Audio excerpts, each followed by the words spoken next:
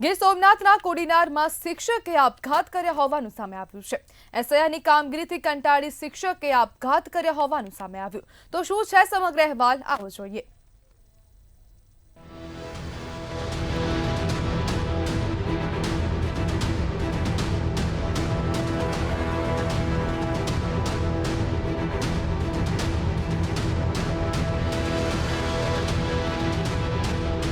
ગીર સોમનાથના કોડીનારમાં એક દુઃખદ ઘટના સામે આવી છે, જ્યાં છારા ગામમાં ફરજ બજાવતા શિક્ષક અરવિંદ વાઢેરે આપઘાત કર્યા હોવાનું સામે આવ્યું। તેમજ આપઘાત કરતા પહેલા શિક્ષકે સુસાઇડ નોટ લખી હતી।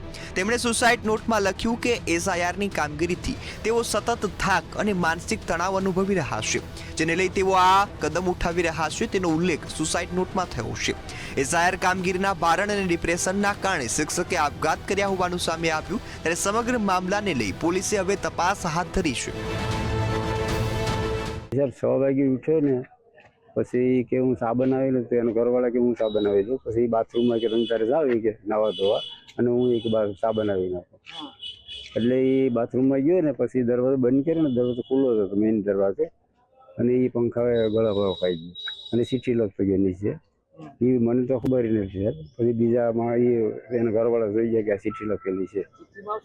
સીટીમાં એ આ બદરિયાદીની કામગીરી છે ને એને બોધરેશન આ પગલું કે હું ભરું એવું લખેલું છે। બીએલઓની ખૂબ ભારે પ્રેશરને કારણે તેઓએ સુસાઇડ કરી છે। અખિલ ભારતીય રાષ્ટ્રીય શૈક્ષિક મહાસંઘ ગીર સોમનાથ અને ગુજરાત પ્રાંત દ્વારા મુખ્યમંત્રી શ્રી અને સરકારમાં ખૂબ રજૂઆત કરેલી છે કે વોરંટ ઇસ્યુ ન થાય અને નોટિસો ન આપવામાં આવે, છતાં પણ અહીંયા વારંવાર નોટિસો આપવામાં આવી છે અને આ બીએલઓના ભારે પ્રેશરના કારણે આ એક સારા શિક્ષકે આજે સુસાઇડ કર્યું છે। સુસાઇડ નોટ મળી છે? હા, સુસાઇડ નોટ મળી છે અને એના પત્નીને ઉદ્દેશીને એણે લખેલું છે કે આ સુસાઇડનું કારણ માત્ર ને માત્ર બીએલઓની કામગીરી છે। એક બાજુ રાજ્યભરમાં એસઆઈઆર કામગીરી માટે શિક્ષકોને કામગીરી સોંપવામાં આવી છે। શિક્ષકોને બીએલઓની કામગીરી સોંપાતા શિક્ષણ કાર્ય પર અસર પડી રહી છે। વિદ્યાર્થીઓને શિક્ષણ ન મળતા તેમનું ભવિષ્ય પણ બગડી રહ્યું છે। શિક્ષકોને સોંપવામાં આવતી બિન શૈક્ષણિક કામગીરી પર ગંભીર સવાલો ઊભા થાય છે। એસઆઈઆરની કામગીરીની પ્રાથમિક શિક્ષણ સંઘમાં પણ ભારે રોષ જોવા મળ્યો છે, ત્યારે બીએલઓની કામગીરી અન્ય વિભાગોને સોંપવામાં આવે તેવી માંગ કરાઈ છે। બ્યુરો રિપોર્ટ, મંતવ્ય ન્યૂઝ।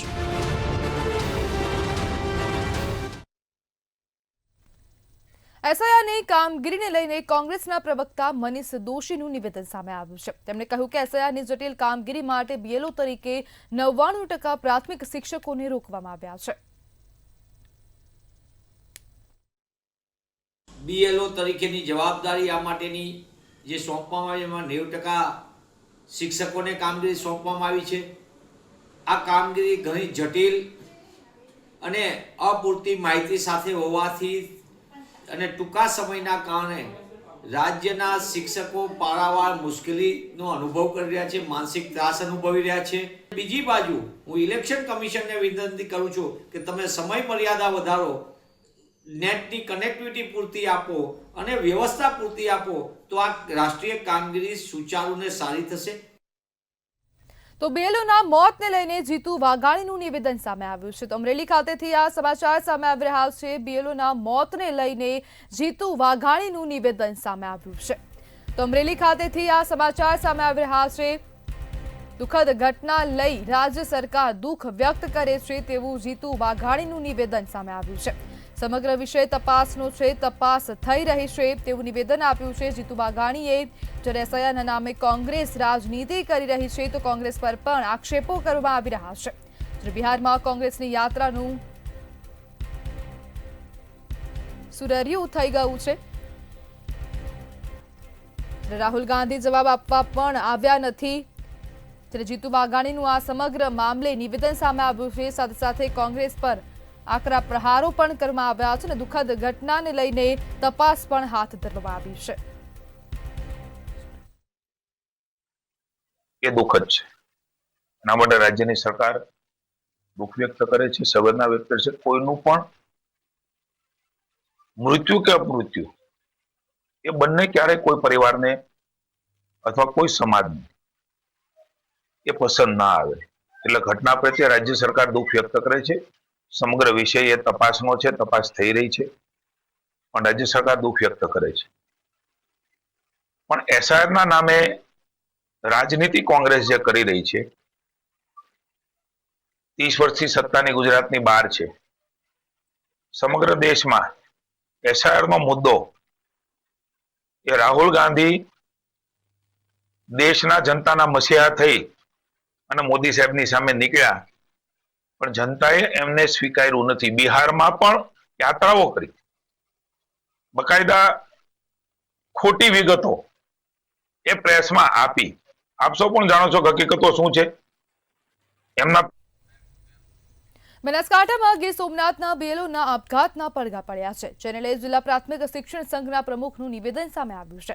તેમણે કહ્યું કે બેલોની કામગીરીના પ્રેશરના કારણે શિક્ષકો માનસિક ત્રાસમાં રહે છે.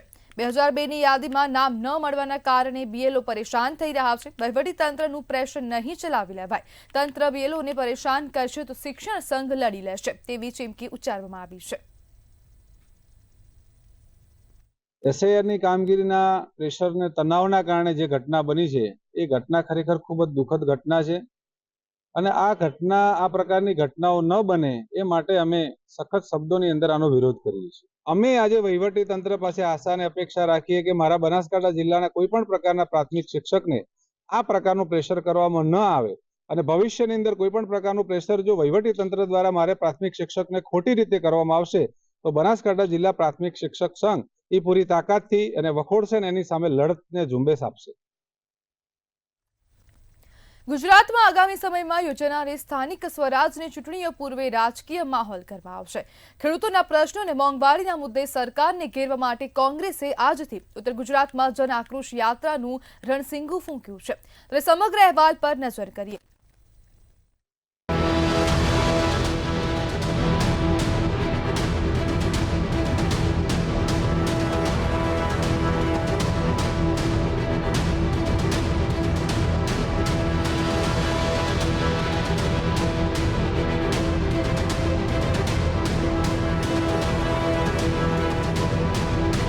ગુજરાતમાં સ્થાનિક સ્વરાજ્યની આગામી ચૂંટણીઓ પૂર્વે રાજકીય માહોલ ગરમાયો છે. ખેડૂતોના પ્રશ્નો અને મોંઘવારીના મુદ્દે સરકારને ઘેરવા માટે કોંગ્રેસે ઉત્તર ગુજરાતમાં જન આક્રોશ યાત્રાનું આયોજન કર્યું છે. યાત્રાની શરૂઆત બનાસકાંઠાના વાવ થરાદ પંથકના સુપ્રસિદ્ધ યાત્રાધામ ટીમા ખાતેથી ભગવાન ધરણીધરના દર્શન કરીને કરવામાં આવી છે. ગુજરાતની અંદર જન આક્રોશ યાત્રા છે તેની શરૂઆત થઈ ચૂકી છે. જન આક્રોશ યાત્રાની અંદર ગુજરાતના પ્રભારી કોંગ્રેસ મુકુલ वासनिक પણ તેઓ સાથે જોડાયા, સાથે સાથે મુદ્દાઓ ગુજરાતના क्या क्या છે. मुकुल जी, जिस प्रकार से जन आक्रोश यात्रा चालू हो गई है, किन मुद्दों पर हम लोगों के सामने जाने वाले? देखिए, आप अगर गुजरात की स्थिति देखा जाए तो ये कहना होगा कि गुजरात की सरकार ये चौतरफा पूरी तरह से नाकामयाब रही है. यहाँ समाज का एक भी वर्ग इस तरह नहीं कह सकता है कि हम सरकार के कामकाज से संतुष्ट है. यहाँ कोई भी इलाका, शहरी हो या ग्रामीण हो, कोई भी सरकार के कामकाज से संतुष्ट नहीं है. तो अगड़े हो या पिछड़े हो, शहरी हो या ग्रामीण हो, खेत मजदूर है या किसान हो, नौजवान है या महिला, दलित, आदिवासी, तमाम समाज का तमाम वर्ग ये सरकार से प्रताड़ित है, परेशान है. और इसीलिए हमने ये जन आक्रोश यात्रा निकाली है. मोदी जी ने कितने आश्वासन दिए, एक जादूगर की तरह टोकरी से निकाल कर हर पल एक वादा करते थे, लेकिन 11 साल के कार्यकाल में कोई वादा उन्होंने पूरा नहीं किया. 30 વર્ષની જે ગુજરાતની સરકાર અને સાથે 11 વર્ષનું જે કેન્દ્ર સરકારનું જે નિષ્ફળતાઓ છે ભાજપની ખાસ કરીને, તેઓ આગામી દિવસોમાં કોંગ્રેસ છે તમે લોકો સુધી પહોંચાડે અને આ જન આક્રોશ યાત્રા છે તમામ લોકોના મુદ્દા છે તે પણ ઉઠાવવાનું છે. યાત્રા 21 નવેમ્બરથી 3 ડિસેમ્બર સુધી ચાલવાની છે. યાત્રા દરમિયાન કોંગ્રેસના નેતાઓ ઠેર ઠેર સભાઓ યોજી જનસંપર્ક કરશે. પ્રદેશ પ્રમુખ અમિત ચાવડાએ જણાવ્યું હતું કે ગુજરાતના ખેડૂત આર્થિક રીતે પાયમાલ થઈ ગયા છે. મોંઘવારી, બેરોજગારી અને ભ્રષ્ટાચારથી જનતા ત્રસ્ત છે. આ તમામ મુદ્દાઓને વાચા આપવા માટે કોંગ્રેસ હવે મેદાને આવ્યું છે. આ સાથે કોંગ્રેસ મેદાને આવતા રાજકીય ગરમાવો પણ જોવા મળ્યો છે. આમ તો ગુજરાત હોય કે કોઈ પણ રાજ્ય હોય, પરંતુ ચૂંટણી દરમિયાન રેલીઓ આપણે જોતા છું, પરંતુ કોંગ્રેસ આ વખતે પ્રથમ વખત વગર ચૂંટણીએ રેલી નીકાળી છે. અને રેલી પાછળનો આશય શું છે? આપણી પાસે અમિતભાઈ છે. અમિતભાઈ, જે પ્રમાણે વગર ચૂંટણીએ આપણે મુદ્દા ક્યાં ક્યાં, અને ખાસ કરીને આ રેલી આટલું મોટું લોકો, આટલા મોટા ખેડૂતો જોડાઈ રહ્યા છે આપણી સાથે. આજે ગુજરાતમાં કોઈ ચૂંટણીઓ પણ નથી, મતદાન પણ નથી થવાનું ને સરકાર પણ નથી બદલાવાની. પણ ગુજરાતમાં 3 દાયકાના ભારતીય જનતા પાર્ટીના શાસન પછી જે અત્યારે સ્થિતિ છે, એ સ્થિતિને કારણે ગુજરાતના તમામ વર્ગ વિસ્તારના લોકો આજે હેરાન પરેશાન છે, આર્થિક રીતે પાયમાલ થઈ ગયા છે અને કેવી રીતે જીવવું એના માટે સંઘર્ષ કરી રહ્યા છે. ખેડૂતો આર્થિક રીતે પાયમાલ થયા, કમોસમી વરસાદ થયો, સંપૂર્ણ પાક બરબાદ થઈ ગયો, અને જ્યારે સરકાર પાસે મદદ માંગી તો સહાયના નામે પડીકું આપ્યું. 50,000 રૂપિયાના વીઘાની નુકસાની સામે 3,500 રૂપિયાની સહાય, અને ખેડૂતો 1 નહીં 2 નહીં 6 ખેડૂતોએ આત્મહત્યા કરી. તેમ છતાં સરકારના પેટનું પાણી નથી હાલતું. આજે ગલીથી લઈને ગાંધીનગર સુધી દારૂ મળે છે. બુટલેગરો બેફામ છે. હપ્તાને કારણે સરકારનું કંઈ ચાલતું નથી. પોલીસ પ્રશાસનનો કોઈ ડર નથી. યુવા પેઢી આ દારૂ અને ડ્રગ્સના નશાને કારણે બરબાદ થઈ રહી છે. નાની ઉંમરે યુવાનો મોતને ભેટી રહ્યા છે. નાની ઉંમરે બેન દીકરીઓ વિધવા થઈ રહી છે. ત્યારે કોંગ્રેસનો સંકલ્પ છે કે ગુજરાતમાં સંપૂર્ણ દારૂબંધીના કાયદાનો અમલ કરાવીશું અને આ હપ્તાખોરીના રાજને ઘર ભેગા કરીશું. એટલે કે રાજ્યના અલગ અલગ મુદ્દાઓને ખાસ કરીને જે તમામ જે મુદ્દાઓ છે, લોકોને લઈને, લોકોના પ્રશ્નોની સાથે કોંગ્રેસ છે ત્યાં રેલીનું શરૂઆત કરી છે. અને રેલી છે ગુજરાત ભરની અંદર ફરવાની, લોકોના પ્રશ્નો છે તેને વાચા પણ આપવાની છે. મીર દુધરેજ, જેવા મંતવ્ય ન્યૂઝ, બનાસકાંઠા. રાજ્યમાં હાલ એસઆઈઆરની કામગીરી ચાલી રહી છે, ત્યારે બેલોના આપઘાત અંગે કોંગ્રેસ પ્રદેશ પ્રમુખ અમિત ચાવડાનું નિવેદન સામે આવ્યું છે. આજે 1 નહીં 2 બીએલઓએ આત્મહત્યા કરી. સુસાઇડ નોટમાં પણ ઉલ્લેખ કર્યો કે જે માનસિક ત્રાસ આપવામાં આવે છે એના કારણે આત્મહત્યા થઈ રહી છે. ત્યારે એસઆઈઆરની પ્રક્રિયા આખા ગુજરાતમાં તમારે જો શરૂ જ કરવાની હતી તો શું કામ 6 મહિના પહેલા એની તારીખો જાહેર ના કરી? શું કામ તમારું તંત્ર છે એને એના માટે તૈયાર ના કર્યા? શું કામ લોકોમાં એની જાગૃતિ ના લાયા? કેમ તમારા રાજકીય એજન્ડાઓ પાર પાડવા માટે આ જે બીએલઓ છે એનો ઉપયોગ કરવામાં આવે છે? સરકારના ત્રાસના કારણે, માનસિક ત્રાસ આપવાને કારણે બીએલઓ આત્મહત્યા કરી રહ્યા છે. દુઃખદ બાબત છે. આ આત્મહત્યા કરનાર જે પણ શિક્ષક કે કર્મચારીઓ છે એમના પરિવારને અમે શ્રદ્ધાંજલિનો સંદેશો પાઠવીએ છીએ, પણ સરકારને પણ કહેવા માંગીએ છીએ કે તમારા રાજકીય એજન્ડા પાર પાડવા માટે આ બીએલઓને હથિયાર ના બનાવશો, નહીં તો આવનારા સમયમાં ગુજરાતના તમામ જે કર્મચારીઓ છે એનો જે આક્રોશ છે, જે પીડા છે, એ પણ આવનારા દિવસમાં જ્વાળામુખી રૂપે ફાટી નીકળશે. ગુજરાતનો ખેડૂત આર્થિક રીતે પાયમાલ છે. કમોસમી વરસાદને કારણે 1 વીઘાએ 50,000ના નુકસાની સામે 3,500 રૂપિયાનું પડીકું સરકાર આપે, એની સામે જ્યારે કિસાન માગણી કરે છે ત્યારે એની વાત સાંભળવામાં નથી આવતી. કિસાનો આજે આત્મહત્યા કરી રહ્યા છે, પણ સરકારના પેટનું પાણી નથી હાલતું. મોંઘું શિક્ષણ લીધા પછી ગુજરાતનો યુવાન જ્યારે રોજગાર માટે સરકારી કચેરીઓમાં જાય છે, સરકારી કચેરીઓમાં લાખો જગ્યાઓ ખાલી હોવા છતાં ભરતીના નામે નાટક થાય છે. પરીક્ષામાં પેપરો લીક થાય છે. પરીક્ષાના ઇન્ટરવ્યુમાં ભેદભાવ થાય છે અને ફિક્સ પગાર અને કોન્ટ્રાક્ટના નામે ગુજરાતના યુવાનોનું શોષણ થાય છે. પંચમહાલ જિલ્લાના ગોધરા શહેરમાં બામરોલી રોડ સ્થિત ગંગોત્રી નગર 2 વિસ્તારમાં વહેલી સવારે એક અત્યંત કરુણ દુર્ઘટના બની છે. રહેણાંક મકાનમાં ભીષણ આગ લાગતા ગુંગળામણના કારણે દોશી પરિવારના 4 સભ્યોના કરુણ મોત નીપજ્યા છે, જેમની ઓળખ 50 વર્ષીય કમલ દોશી, 45 વર્ષીય દેવલ દોશી, 24 વર્ષીય કમલ દોશી અને 22 વર્ષીય રાજ દોશી તરીકે થઈ છે. મૃતક કમલ દોશી જ્વેલર્સનો વ્યવસાય કરતા હતા. દુઃખદ વાત એ છે કે આજે જ મૃતક પુત્ર દેવ દોશીની સગાઈ માટે પરિવારને વાપી જવાનું હતું, પરંતુ સગાઈના પ્રસંગ પહેલા જ આખા પરિવારે અગ્નિકાંડમાં જીવ ગુમાવ્યો છે.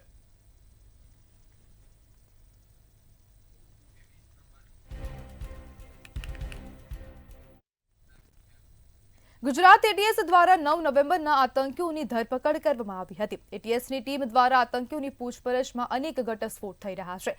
આતંકી મોહમ્મદ સુહેલ મોહમ્મદ સલીમ ખાનના ઘરે તપાસ દરમિયાન ટીમને ISISનો ઝંડો અને ડિજિટલ પુરાવાઓ મળી આવ્યા હતા. આતંકી આઝાદની તપાસમાં ચોંકાવનારી હકીકતો સામે આવી કે આતંકી સુલેહે એક પાર્સલ આઝાદને મોકલાવ્યું હતું. આ પાર્સલ લઈને એટીએસે તપાસ શરૂ કરી છે. તેમજ અમદાવાદમાં રોકાયેલા હોટેલના સીસીટીવી પણ સામે આવ્યા છે. સીસીટીવીમાં આતંકી સૈયદ બહાર નીકળતો જોવા મળ્યો છે. આતંકી ડોક્ટર અહેમદને ભારતમાં ખૂબ મોટી ઘટનાને અંજામ આપવો હતો. એટલું જ નહીં, આતંકી હરિદ્વારના મંદિરોમાં પણ રેકી કરી હતી.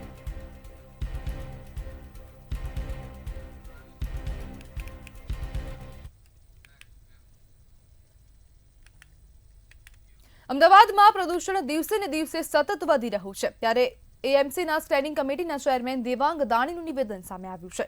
તેમણે કહ્યું કે શહેરમાં પ્રદૂષણ ઘટાડવા માટે એએમસી દ્વારા એર સેન્સર લગાવવામાં આવશે. તંત્રને એર સેન્સરથી પ્રદૂષણ અંગે જાણ થશે. ધુમાડો વધતા ફાયર બ્રિગેડ દ્વારા પાણીનો છંટકાવ કરવામાં આવશે અને ગાર્ડન વિભાગને વૃક્ષો વાવવા અંગે સૂચના આપવામાં આવશે.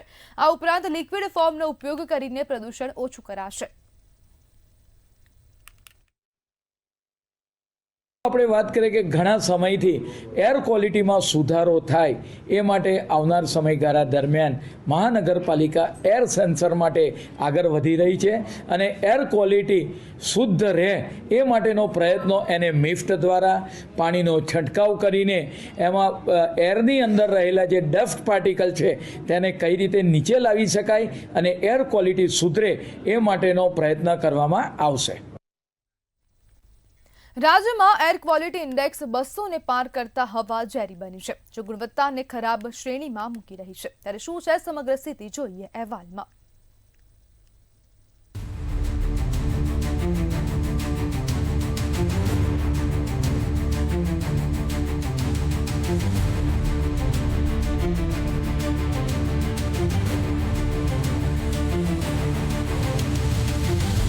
રાજ્યમાં દિવસે ને દિવસે વાયુ પ્રદૂષણમાં વધારો થઈ રહ્યો છે.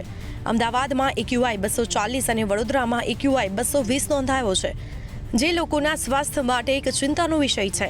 પ્રદૂષણના ઊંચા સ્તરને જોતા નાગરિકોને બીમારીઓથી બચવા માટે માસ્ક પહેરવાની અને ખાસ કરીને હવામાં પ્રદૂષણ વધુ હોય તેવા સમયગાળા જેમ કે વહેલી સવારે અને રાત્રે બહાર જવાનું ટાળવું જોઈએ. અમદાવાદમાં શિયાળાની શરૂઆતની સાથે જ હવામાનમાં પ્રદૂષણનું સ્તર ચિંતાજનક રીતે વધી રહ્યું છે. આજે પણ શહેરમાં વહેલી સવારે AQI 240 નોંધાયો છે, જે સિવિયર કન્ડિશનમાં પહોંચી ગયો છે. નવેમ્બર મહિનામાં પણ પ્રદૂષણનો વધતો ટ્રેન્ડ ચાલુ રહ્યો છે. દિવાળી બાદ છેલ્લા ઘણા દિવસોથી શહેરમાં AQI 200થી વધુ નોંધાતા શહેરની હવાના ગુણવત્તામાં ઘટાડો જોવા મળી રહ્યો છે. જો કે ઓક્ટોબર મહિનામાં પણ આ જ પરિસ્થિતિ જોવા મળી હતી. ખાસ કરીને દિવાળી બાદના દિવસોમાં AQIમાં તેજ વધારો જોવા મળી રહ્યો છે. સુરતમાં અમદાવાદ અને વડોદરાની સરખામણીએ AQIનું સ્તર ઓછો છે. જો કે 21 નવેમ્બરે સુરતમાં સવારે AQI 206 પહોંચ્યો હતો. રાજકોટમાં પણ છેલ્લા અઠવાડિયા દરમિયાન 150ને પાર AQI પહોંચ્યો છે. આજે રાજકોટમાં સૌથી વધુ 204 AQI નોંધાયો છે. નવેમ્બર 2025માં AQIની વાત કરીએ તો અમદાવાદ અને રાજકોટમાં તો છેલ્લા 5 વર્ષનો રેકોર્ડ તૂટ્યો છે. AQI વધવાના પાછળ વાહનોનો ધુમાડો, કન્સ્ટ્રક્શન સાઇટ, રોડ રસ્તાની ડસ્ટ અને બીજા એન્વાયરમેન્ટલ ફેક્ટર જવાબદાર હોય છે. બ્યુરો રિપોર્ટ, મંતવ્ય ન્યૂઝ. અમદાવાદમાં સિનિયર સિટીઝનની મિલકત પચાવતી એક ઓર્ગેનાઇઝડ ગેંગ સામે ગંભીર આરોપ લગાવવામાં આવ્યા છે. ત્યારે આ મામલે ચાંદખેડા પોલીસ સ્ટેશનમાં સગાભાઈ અને બહેન વિરુદ્ધ ફરિયાદ નોંધવામાં આવી છે. સિનિયર સિટીઝનની મિલકત ભાડેથી લઈને ખાલી ન કરવાનો અને પછી મિલકત પચાવી લેવાનો ગંભીર આક્ષેપ કરવામાં આવ્યો છે. દુકાન અને મકાન પચાવવાના આક્ષેપોને લઈ હવે પોલીસ દ્વારા તપાસ શરૂ કરવામાં આવી છે.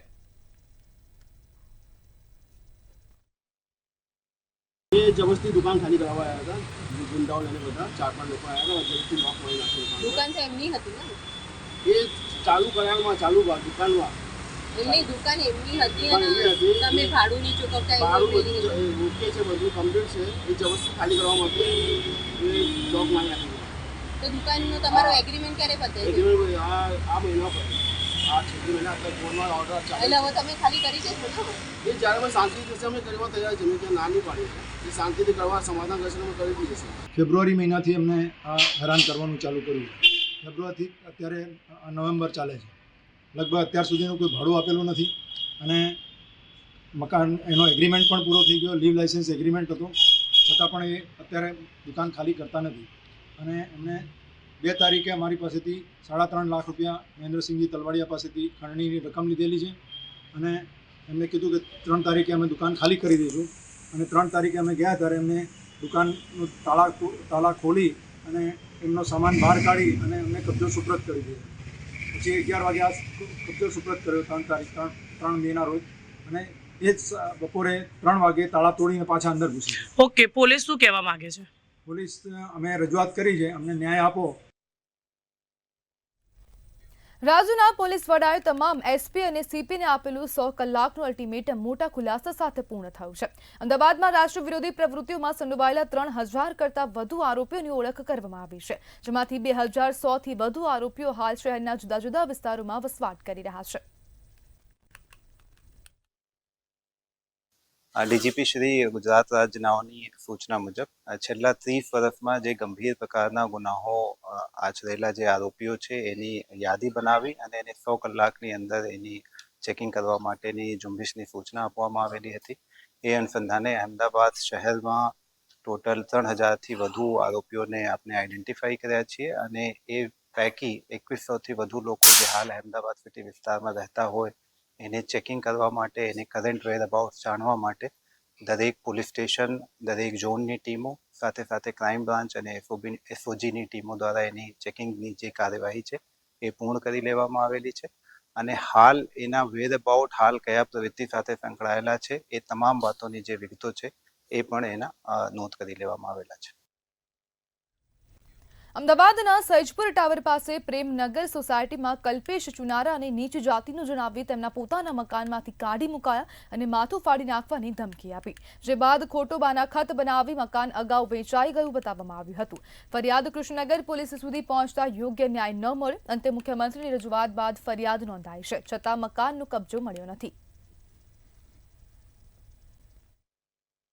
અમદાવાદના સૈજપુર ટાવર વિસ્તાર પાસે આવેલા પ્રેમનગર સોસાયટીમાં હાલ ઊભા છીએ. ખાસ કરીને અહીંયા એક બનાવ સામે આવ્યો છે કે જ્યાં એક ભાઈ છે, આ ભાઈનું જે છે એ મકાન જે છે સોસાયટીવાળા એમનું મકાન છે અને સોસાયટીના જે રહીશો છે તે એમને અંદર ઘૂસવા નથી દેતા. ખાસ કરીને એમને ઘણી બધી ફરિયાદો કરી છતાં પણ તેમને ઘૂસવા નથી દેતા, તેમને ધાકધમકી આપે છે. ખાસ કરીને વાત કરવા જઈએ તો એ છે કે મુખ્યમંત્રી સુધી જ્યારે પહોંચ્યા ત્યારબાદ તેમનો જે છે સોસાયટીવાળો સરખો જવાબ આપે છે. પહેલાં એમને સોસાયટીવાળા સરખો જવાબ નથી આપતા. આપનું નામ શું છે? કલ્પેશ ચુનારા. જાણવા માંગી શું હતો આખો બનાવ અને શા માટે તમને? સાહેબ એમાં એવું છે કે અમે અહીંયા મકાન લીધું છે, અમને અંદર ઘૂસવા દેતા નથી, બરાબર છે. હવે આ લોકો એમ કહે છે કે તમે નીચી કાસ્ટના છો એટલે કે અમે તમને અંદર ઘૂસવા ન દઈએ. અને પછી અમે અંદર ઘૂસવાની કોશિશ કરી, અમે સામાન અમારો લઈને માટલી બી મૂકી દીધું. માટલી મૂકીને પછી અમે બીજી ફરી અમે અમારા જૂના ઘરે ગયા છે. જૂના ઘરે ગઈ અમે બીજો સામાન લઈને આવ્યા છે બીજા દાડે, તો અમને ઘૂસવા દેતા નહીં. આ રીતે ઝાંપો બંધ કરી દીધો કે તમે નીચી કાસ્ટના છો એટલે કે અમે તમને નહીં ઘૂસવા દઈને તમે અંદર ઘૂસવાની કોશિશ કરતો કે અમે તમને મારીશું, તમારા માથા ફોડી નાખીશું. ચેરમેન સેક્રેટરી એ રીતે हमारी जोड़े बात करे छे અને हमारी जोड़े खोटो बर्ताव करे छे. मैं A37 में रहती थी, तो मेरे को इन लोगों को मकान बेचने का था, तो वो लोग मेरे को ऊपर लोड डाल रहे थे कि तुम दूसरी जात वालों को नहीं बेच सकती हो. तब मैंने उनको बोला हम हिंदुस्तानी हैं और यहाँ पर कोई है ना मतलब अथॉरिटी नहीं है किसी चीज़ की कि हम किसी को बेच पाएँ कि नहीं बेच पाएँ. और दूसरी बात उन्होंने बोला था आप सिंधी को बेचो. हम सिंधी को बेचने जा रहे थे ना, तो सर मेरे मकान की वैल्यू है 12 लाख रुपये. हाँ, तो उसके बाद मैंने पूरा काम करवाया, इन लोगों को लीगल 13 लाख में मैंने बेचा है और वो लोग बोले थे 4 लाख में मुझे मकान दे दो. तो हमारी भी रोजी रोटी, हम मेहनत की कमाई है. मेरे को घर छोटा पड़ा था, मेरी सास मेरे साथ रहती थी, मेरी माँ मेरे साथ रहती थी. इन लोगों ने सबने अत्याचार, इन लोगों को गरीबों को क्या ये लोग उठने नहीं देते कि हमारी लेवल के कैसे बैठ सकते हैं, काम वाली मकान कैसे खरीद सकती है. જ્યારે માટલી બાટલી મૂકી દીધી, પોતાનો સામાન મૂકી દીધો, ત્યારબાદ એમને એવું કીધું કે તમે કોઈ નીચી જાતના હોય, તમને અહીંયા રહેવા નહીં દઈએ એમ, બરાબર છે. એકચ્યુઅલી હિન્દુમાં તો એવું હોતું જ નથી, અહીંયા કોઈ અસાનધારા પણ લાગુ પડતો નથી, બરાબર છે. છતાં પણ એમણે એવું કીધું કે તમને અહીંયા નહીં રહેવા દઈએ એમ. કેમેરામેન યોગેશ જયસ્વાલ સાથે રિપોર્ટર પાર્થ વ્યાસ, મંતવ્ય ન્યૂઝ, અમદાવાદ.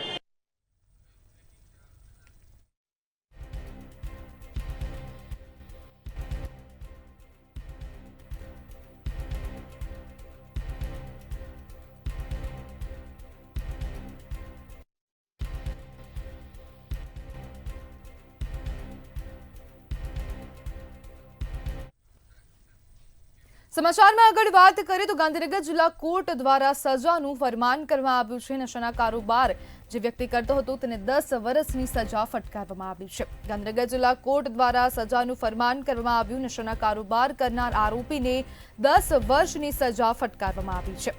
ગાંધીનગર સેશન્સ કોર્ટે 1 લાખનો દંડ પણ ફટકાર્યો છે અને દંડની સાથે સાથે 10 વર્ષની સજા પણ ફટકારવામાં આવી છે. આરોપી રાજેશ પાસેથી 16 કિલોથી વધુનો ગાંજો ઝડપાયો હતો, જ્યારે એસઓજી આરોપી ગાંજા સાથે ઝડપી પાડ્યો હતો. તો ગાંધીનગરથી આ સમાચાર સામે આવી રહ્યા છે. ગાંધીનગર જિલ્લા કોર્ટે આરોપીને સજાનું ફરમાન કર્યું છે.